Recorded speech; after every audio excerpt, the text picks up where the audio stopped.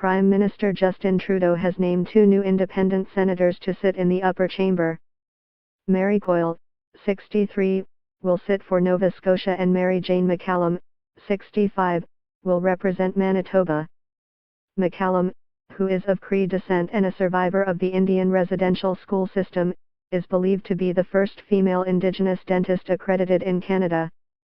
She has worked throughout Manitoba's north for decades. She obtained her dental nursing certificate in 1977, and later her doctorate in dental medicine in 1990, and still runs a practice on Opaskwayak Cree Nation near the Pas.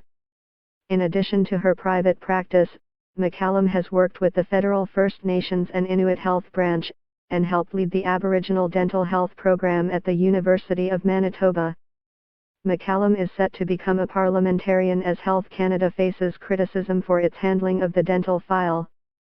The Auditor General has raised alarm bells about the provision of dental services to First Nations peoples, finding the department does not know how much of a difference it was making despite its annual budget of $200 million.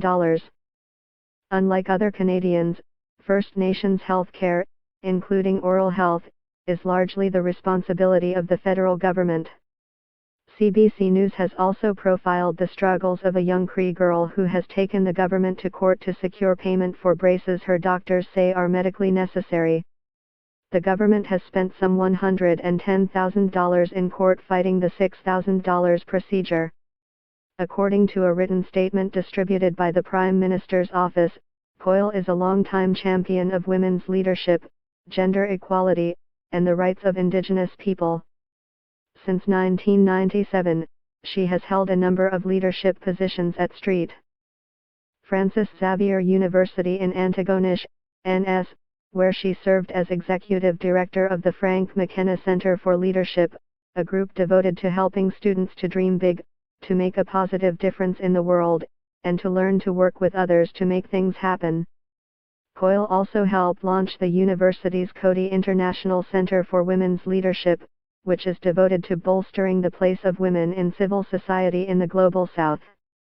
If you really want to change the world, you have to look at what hasn't happened yet, and one of the things that hasn't happened yet is women in significant numbers in significant ways moving into leadership positions at all levels, she told the local newspaper after receiving an award for her work with the center.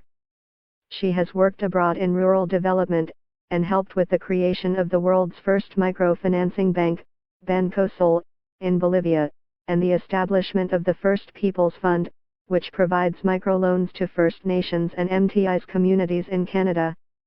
I am pleased to welcome Parliament's newest independent senators. Ms. Coyle and Drive McCallum have already built legacies in their respective fields, and I trust that they will represent their regions well while bringing the depth of experience and knowledge needed to serve in the best interest of all Canadians, Prime Minister Justin Trudeau said in a statement announcing his picks. After these 2 appointments, Trudeau will have named 30 senators to the Red Chamber.